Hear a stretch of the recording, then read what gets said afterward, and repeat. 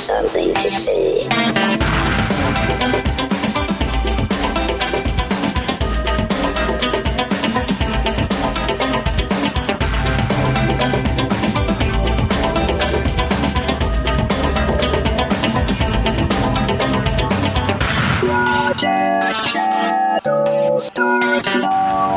Hello, everybody, and welcome to Project Shadow Episode 3, Borders on the Edge of Nowhere. And yes, that did deserve the sigh. I take a lot of flack for my sighing, but I think it's dramatically necessary sometimes to give it the sigh treatment, because it took me a while to put this episode together. We've been on vacation, and thanks to everybody who came out at Shore Leave 33. And yes, that deserves a sigh too, because Shore Leave was the first convention I ever attended, and that was Shore Leave 10. Yeah, that was intentional dead air. Shore Leave 10. So I've been going to these for 23 years. Wow, that just blows me away. But this was an awesome con, an awesome weekend. So if you weren't in the Baltimore metropolitan area a couple weeks back, man, I hate to say it, but you missed an epic convention that was some of the most fun that I've had in years. We did 6 hours of panels at the convention. We had 2 LGBT panels, 2 hours each, which was fun and interesting, I must say. We did all kinds of things at that. We had a major discussion about the difference between gender and sexuality and all of that. And we did a 2-hour podcasting and new media panel with Scott Herzog from, I knew I was going to get this wrong, Sci-Fi Diner, I believe is the name of his podcast. I'm sorry, I knew I should have pulled that up before I did this, because my brain is completely messing up. Anyway, we'll play their promos for you on a future episode of both this show and Fandom Today. But yeah, Scott Herzog and Wayne Hall shared the stage, and they're great guys. And sci-fi-pulse.net is where you can find Wayne's stuff. I remember that off the top of my head. Yeah, I feel like a complete and utter douche right now. But it was a lot of fun. Not as many people showed up as I think should have for that panel, but I think that was the problem of the folks over at Shore Leave, because they didn't let all that it said in the pamphlet, in the little schedule thing that they put out for everybody, was podcasting. That's all that it said. Podcasting. That's it. I was right. Sci-Fi Diner podcast is what Scott's on. Yay for that. Yay for memory. Yeah, this was one of those things where I think if they would have put in a description, more people would have shown up. But it was also a 2-hour panel, and we talked, and I got to know 2 of the greatest guys in sci-fi podcasting. So I'm very excited about that. Scott is currently on vacation, but he promised with his family, and who can blame him for that? I went on vacation the week prior to Shore Leave. He did the smart thing and did vacation the week after, which I kind of needed myself, but he has promised to send me what audio he recorded. We decided to use this audio equipment, and I'll see if I can put some stuff together for you guys that will be of interest to content creators, because after all, that's more or less what this show is morphing into. For John the Rogue Demon Hunter, yeah, I meant to talk about this, and it's just, this has been a really emotional time for me. It's been a time of endings, it's been a time of closing, and it's really sad. I mean, everybody saw my post over at Dash Punk about the end of Star Wars Galaxies, which I think is a very sad thing. I think they started off as one of the best and most promising games in the MMO world, pre-CU and even post-CU, pre-NGE. For those of you who don't know what those words mean, that's CU is Combat Upgrade, and NGE was the new game experiences. In other words, how we're going to turn your amazing, innovative, and fun sandbox into World of Warcraft with Star Wars characters. It was an amazing game. I kind of hoped that they would revert or do something. I think it was stupid for them to close. I I do hope what this means, though, since Sony did not try to renew the license, that LucasArts will be smart enough to find somebody else to pick it up. Because while I am moderately excited about the Old Republic Online, I have some serious doubts as far as whether or not I'll be able to get into it. The fact that it is not going to have a player bounty hunter system and that class is bound to faction, to me, ruined the game already before I've even played it. It's out for pre-order now, and we're actually, it's a hard thing to say. Brian and I are actually debating whether or not we want to pre-order a Star Wars game from BioWare. That says a lot right there.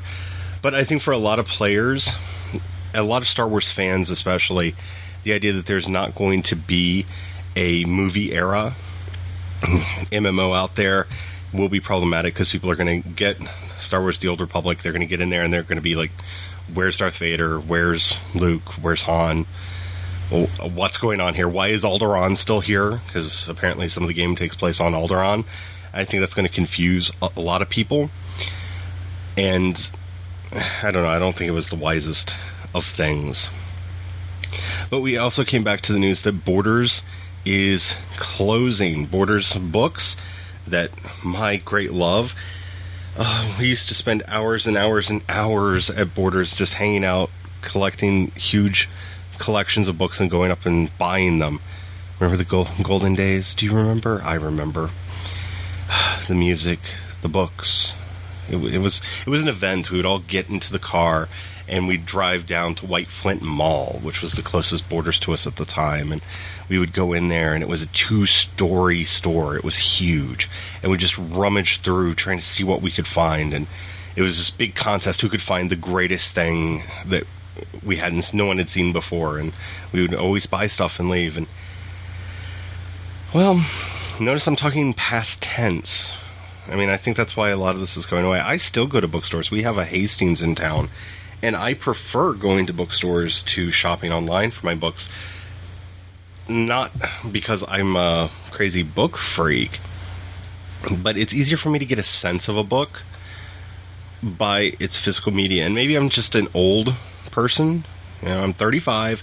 Maybe, you know, for someone younger who came into this market while the digital age was starting to dawn, which hasn't been that long, when you see a book's spine, you get a sense of how big it is.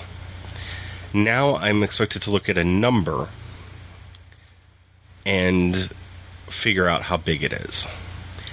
That's not the same thing, because I have books that are the same spine width, that their word count is drastically different, because one would put 32 words on a line, and the other would put 25 words on a line, because the font was bigger. So you really don't know what page count means. I mean, I guess they're standardizing all of that with everything going to Kindle.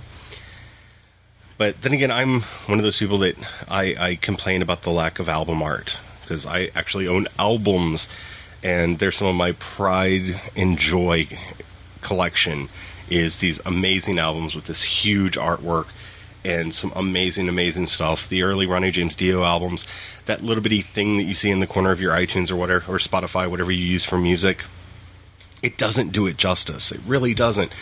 Having the big cover of Last in Line and Holy Diver and Dream Evil and all of those covers are amazing in full size. And you also don't get the fun thing that if you spin the cover over, Dio's name spells devil when you turn it upside down. That's how he had the logo designed. And there's a lot of fun things that you can do with that. And I don't know of a button in iTunes or Spotify that lets you push it and turn the cover upside down. So you miss out on some of the fun. I also miss liner notes and stuff too. I'm that guy. This is a sad thing, though. And especially for me, because here we are, we came back from the convention, and I started thinking immediately, what are they going to do next year? Because Borders Books, the local Borders Books, they're in Hunt Valley, Maryland, they provide the books for the authors to sell, which is nice, because a lot of authors then don't have to provide their own stock, which can be expensive for those of you who have had to do this. It's not cheap to buy physical copies, even of your own work, because printing costs money. I don't know what they're going to do next year, because, there's a major author event every Friday night. And yet again this year I was excluded for two reasons this year. Not just because they don't like me, but the two reasons this year was, one, I don't exist. Apparently, she who shall not be named, who does author relations, looked me up on Amazon and couldn't find any of my books. If you look up my name, C.E. Dorset, on Amazon, you'll find 6 on the top 6 books there. So, don't know what she was looking at there. And to make sure I didn't go, they scheduled one of my 2-hour panels up against the Meet the Pros. So, I couldn't have gone if I wanted to, which is sad. But this is really an end of the era kind of a thing for me. With Borders going away, it's going to be harder and easier for writers like me to find a way to go forward. And I just wanted to share Christopher Golden, who's a great writer. He wrote the Shadow Saga, which unfortunately I'm behind in it. The first book was really good. Of Saints and Shadows is the first book. The second book, Angel Souls and Devil Hearts, is really sad in comparison to the first book. Honest to God, you'll figure out the trick ending about 15 pages in. But there's some amazing stuff, especially in their sojourn through hell. It's a really interesting book for that, but it's a fast read, so you can get through that. The next one was, I believe, Of Masks and Martyrs, which brought the series back to its glory. And I think, if I saw correctly on Amazon, there's actually a 4th and a 5th book out now, and somehow I missed that. But anyway, Christopher Golden, great horror writer. If you are a franchise fiction writer, he also wrote, I believe, some of the Charmed and Buffy the Vampire Slayer novels, I think. Anyway, he posted on his Facebook something that I thought was just really poignant and touching, and I just wanted to read it. I can't even focus on the news of Borders closing. Beyond the impact of publishing and on writers, 10,000 booksellers are losing their jobs, and many communities will be hard hit by the layoffs and the tax loss from vacant real estate. It's just ugly all around.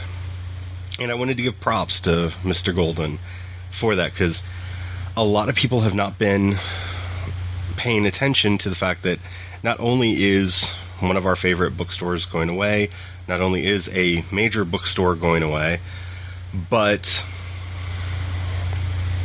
here we go. It's happening.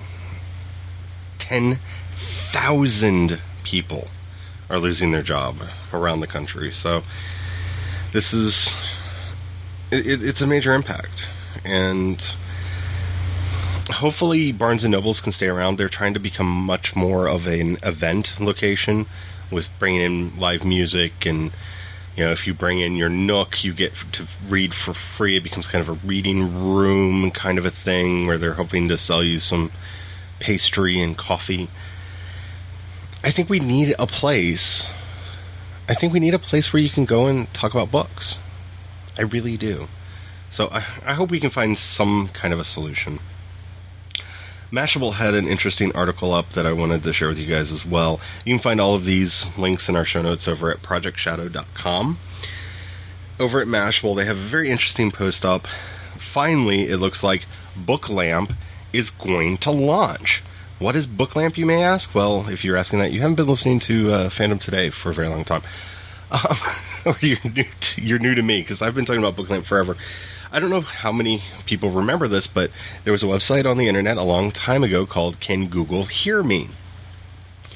And the gentleman behind the site, Richard Bachman, who I'm sure is no relation to the other famous people with that last name, came up with this idea of doing essentially a Pandora for books. Well, if you don't know what Pandora is, that doesn't help you. The basic idea is he thought that you could set up an algorithm to help you understand what a book is like. And it's a very interesting idea where you input the full text of a book and it starts looking at the pacing of the book by the distance between commas, the distance between periods, the length of paragraphs, the length of chapters, and the overall length of the book. Now, the idea here is you can tell the pacing by this. for all of you writers who are listening to me right now, you know that that's true. One of the things that you do when you're trying to establish pacing in a story is you start using quicker, shorter sentences, and when you're trying to do some breathtakingly elaborate scene, you use a long sentence. For example, in Moby Dick, the longest sentence, grammatically correct sentence in the English language exists, and it spans 2 pages in most copies of the book. It's huge. And oddly enough, grammatically correct. For all you grammar geeks, if you're not familiar with that, you should look it up. But you take that, then you take user reviews, not other people's reviews, and genre into account. And you mix it all into a bucket, and so you go to the site and you say, I like this book, this book, this book, this book, and this book. And it looks at the rhythm and pacing of those books and other people like you, and then comes back and says, oh, if you liked those books, you might like these books. That's actually a really interesting idea. I've played around with it. I don't know if you can still play around with it. Over at booklamp.com, he had up some examples, and he wasn't actually opening it up to other people yet. You just basically had to use the examples that were in there because he was fighting for rights, because he had gotten access to Google Books and Amazon had given him access to some of their digital stuff, and then there was things. And at any rate, one of the really good examples in here is they're looking to find a way to capture the DNA of books. Okay, so what is the DNA of books? Pandora did this really interesting with the Music Genome Project. Here's an example of what he's doing with Booklamp. So you take a book like the Da Vinci Code, right? I think everybody's either read or heard of the Da Vinci Code. The Da Vinci Code, quoting from the Mashable article, for instance, contains 18.6% religion and religious institutions, 9.4% police and murder investigation, 8.2% art and art galleries, and 6.7% secret societies and communities, among others. According to the Booklamp engine, the program also catalogs things like denseness and length, all of which allow to take someone's favorite books and recommend others like it. Now, for independent authors like me and a lot of you listening, this is going to be amazing, and I've been trying for a long time to figure out how to get my books into Booklamp, and as soon as I have an answer for you, I will share it on this podcast, if not on the blog over at dashplunk.com first. But he is moving forward. The project has kind of stalled out for a while because they were trying to build up a catalog. It doesn't... If you go there and there are no books, it isn't that impressive. Now, unfortunately, they have only about 20,000 books in their catalog right now. So that's not a lot. Hopefully publishers will glom onto this and see it as a way to promote their stuff. If not, a lot of folk like me are probably going to go over there and do it, and it'll be a place for us. Either way, this is really exciting to see that they are going forward with this. I couldn't be more pleased. I also wanted to point everybody to another Mashable article on the gamifying your marketing. This is something I think a lot of us need to be thinking about as far as how to get people to see the content that we're producing. I have no idea how to do this with my own fiction, but I am looking into things. I'm like, one of the things I was thinking about doing was having people check in with Get Glue or something like that on the book pages, and then offer some of the badges, try to get some of the special badges put into the system. That might help. I don't know. I'm really interested in this topic. This is a very good article, and they give some examples of how Starbucks is doing it, and American Express, and whatnot. They don't have any media companies. But I think there's a way for us to do this without having to go into an alternative reality game. Because ARGs are interesting, they're complex, they're powerful, but they're really complicated and can be expensive to set up. If you're not familiar with that term, an alternative reality game is where you essentially set up a whole bunch of different websites and basically make kind of a scavenger hunty game system where people can go through and find stuff and explore the world and the setting, and there are challenges and puzzles and whatnot. And I think this is one of the main reasons that shows like Lost were so big. They did this with the Dharma Initiative. So that's a really good article, and one other just because I thought it was fun, and it does have some interesting notes in there, but I think authors should share frustration. There's a brilliantly fun article written by Nathan Bradford over on his blog that's titled, and I quote, "The thing about self-promotion is that self-promotion sucks, but you have to do it anyway." For all of you like me who just had a week of self-promotion, it's really hard to be the guy who's running around going, hi, you should be reading me because I'm so great.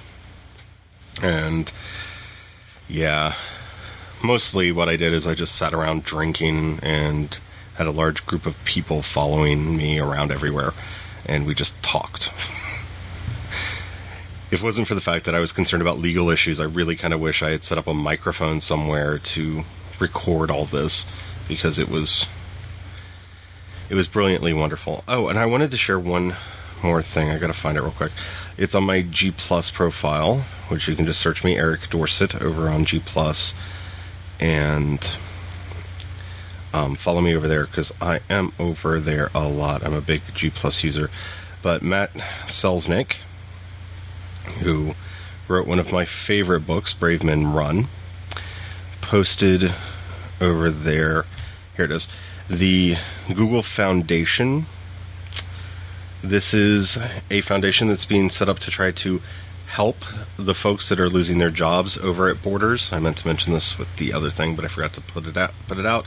It is a tax-deductible gift. It is a non-for-profit that has been set up to kind of help these folks as they're transitioning into other jobs, because as we know, the economy is horrible right now, and honestly, they need all the help that they can get. I'll put a link to that in the show notes over at projectshadow.com. As far as what's going on with me, if you've been following my streams either at Facebook or Twitter, CE Dorsett on both of those. I'm Eric Dorsett over on Google Plus, which is probably the best place to catch up with me. And if you don't have an invite already, I still have some invites. So send me a message somehow and let me know that you want one, and I'll send you one. Because seriously, if you're not on Google Plus, you really should be. It is a ton of fun. But inspired by Nicola Griffith, who I saw doing this, I decided, kind of a fun way to think about it, to put some of my draft works up over on Scribd for you guys to take a look at, because I am seriously writing all the time, and since I'm in my little bat cave and a lot of y'all can't see that, I thought, well, what the heck, I'll put them up over there and let you guys see some of the stuff that I've been working on. And I'm Eric Dorsett over there as well, because I use my Facebook to sign up. I put up 6 documents in total. 2, for those of you who have been fans of mine for a long time, you will recognize. One is Faraun, Chapter 1, Road to Madness. For those of you who remember, this was a preview of a story I was working on a couple years back that was only ever released in a preview at a shore leave that we attended, and disappeared shortly thereafter.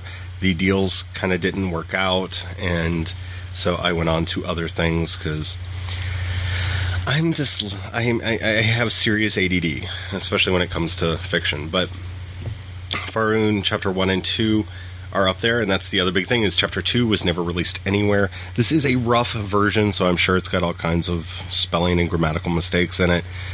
But I thought, hey, what the heck, I'll put them up there. If they get a lot of interest and a lot of good comments, I'll think about continuing them. And for those of you who are recently following my attempt to write another novel, the last novel I will ever write project, I ran into some hurdles when I basically got 4.5 chapters into it, and I didn't like my outline anymore. After I had spent that much time with the characters actually writing the story, I felt that it really needed to be something different than what it was, and I've been having a hard time retooling the outline to make it into what I think it should be, though I am still kind of working on it on the side. I put up the first 4 chapters of that. That's The Wand and Weaver, 1, 2, 3, and 4. Chapter 1, Plan B. Chapter 2, The Curse in the Mist. Chapter 3, The Arrows Deep. And Chapter 4, Magic Man. Those are all up over at Scribd. Chapter 1 finally is now in the lead. Chapter 1, Chapter 4 is number 2 in reads. Then I think Chapter 3, 2 and 3 are tied. Nope, Chapter 3, then Chapter 2. So a lot of people are not reading them in order, but hey, whatever. So leave a comment. Let me know what you think. You can send me an email or hit me up over at Google Plus, and we'll talk about it. I would really like to do something with this. I love the setting. I love these characters. It's really hard for me to do because it's so far outside of my bailiwick. I generally write action fiction, and no matter what genre I'm in, it's action-based fiction because that's what I like. I'm a big Robert E. Howard fan, and that's kind of what I do. And this is a very personal story. It's a very intimate story. It's a much more a story about a group of friends. It's a dark urban fantasy, and I would really like to finish it. And I'm looking for some comments to see what you guys think, and whether or not I pulled off some of the stylistic things that I was doing. This is near and dear to my heart. The impetus to write this was I had been watching a lot of True Blood and reading the books related to that, and a lot of Being Human, and I kept thinking to myself, wouldn't it be fun to try to do that kind of a much more quiet, less action-y story that really delves into character and who the characters are, and puts the focus much more on that. And hopefully you like it. So let me know. Check that out. I am trying to figure out how to fit it in at the website over at Dashpunk, and that's been a bit of an issue. It's mainly because of the way that Squarespace works, which is where we're hosting the site. It's a bit of a nuisance to try to figure out exactly how to fit all of that so that it's easy to navigate. Navigation is still to this day one of the biggest problems that the internet has, and especially websites. If you've ever developed a website, you know that trying to figure out how to do navigation is the one thing that makes you want to scream and rip your hair out. So hopefully I'll figure out a way to get them over there. I did do some mock-up pages. They fit very nicely on the page. It was the navigation that I was having issues with, and the main reason for that is I found out the hard way. Your site can only be so deep. There's actually a limit to how many levels the site can have as far as nesting content. So I have to really be conscious of what's top, what's where. So hopefully I'll get a grip on that soon. But I have gotten some likes over on Facebook for the stories, which thank you everybody who's giving me the likes. That does encourage me. Comments are better because I want to know what you liked, what worked, what didn't work. These are experimental fiction for me, and knowing what, like I said, what worked and what didn't work is extremely valuable. That's why I put it up there. So please leave comments. I also want to thank everybody who participated in our When Is Our Solemn Hour event that we had over at Dashpunk. It went really, really well. I actually know what our Solemn Hour is going to be, and I've been developing a series Bible for it. Now, you may be asking yourself, why are you developing a series Bible, Eric? You're a fiction writer. You're a prose writer. Well, 2 reasons, actually. We have made the decision to abandon the novel framework, and I'm going to actually be doing serials. I think this is a much better solution for someone like me who has a lot of characters and a lot of stories, in that for the most part I will be doing either standalone short stories or 4 to 6 part serials. Now, there may be conjoined serials that will be made available. The stories will be made available via Scribd, and we'll also be having Kindle editions, and if I can get them into the Nook, which is not quite as easy, if I can get them on the Nook and other digital stores, I'll do that as well. But yeah, we're moving away from doing novels, because for me to spend 6 months to 2 years working on one story to see if it works in the current market, I don't think that that's viable. And this way we can get them out quicker. You guys seem to like the Fates Horror stuff, which is coming back out into print soon. We're working on that really hard too. The problem is that was done in partnership with Amazon, and they did not create album art for it. These works have no covers. Well, they do, but they're really ugly. There's like a green spotlight with my face on it, and that has nothing to do with the story. So everybody else got really pretty covers, and we got that. So I'm going to have to do some cover design and some stuff like that. If you read the Fates Horror stories and you have ideas for covers, please send them to me. Let me know, because that would be great. That would be awesome. But those are coming back. But I do know what our Solemn Hour is going to be now. We are going to be doing an epic or high fantasy story, much more akin to Sword and Sorcery, though I'm mixing elements of both. It is going to have my trademark wuxia elements, so hopefully you like what I do with the martial arts and the underworld kind of a thing that I borrowed from wuxia. It's really exciting, and hopefully I'll have the Setting Bible done soon. I thought I'd have it done yesterday, but I've been playing with Spotify a bit too much. You can track me down on that too and follow me over there. That would be awesome. I'd love to see what you guys are listening to as far as music goes. If you've friended me on Facebook, it's really easy. You just I'll just show up, because all of your Facebook friends that are using Spotify just show up. So that's cool. But yeah, I'm going to be getting that out. I am actually going to post that when it's done for you guys to take a look at and let me know what you think. It will not have spoilers in it for the most part, mainly because I want to leave some things as mysteries for me. But the main character has been named. I've started building up the setting in the world. I know what it's going to be. It's not going to be as intensive of a world building as I've done in the past, because I kind of want this to be more like the Conan series or the Brandmouth Morn or something like that from Robert E. Howard, where I have the ability to explore the setting as I write and kind of flesh it out that way instead of trying to develop everything at first. So hopefully that will work out. That's a new thing for me. I'm a very I'm a writer who figures out everything first and then gets to writing prose, and I'm abandoning some of that. I'm still going to be outlining these things so that we'll be doing this, but hopefully in the next couple months you'll be getting the first short stories out of this. The first serial will be coming out, because that's the idea, is that once I get this system up and running, hopefully about every week to 2 weeks, you'll be getting new stories from me. So I'm excited about that. And we'll work on frequency once it's up and running. We'll figure out what's a good rate to get the stories out at. But I'm very excited, and thank you to everybody who was a part of that and helping me figure out what we're going to do. And the new Our Solemn Hour site should be up shortly. Anywho, I think that's it for now. I hope I talked about everything. I hope you don't mind that I did the news in this podcast. I was thinking a lot. This was supposed to be my personal podcast, and it still kind of is, because I'm talking about what I'm doing in my life and my career.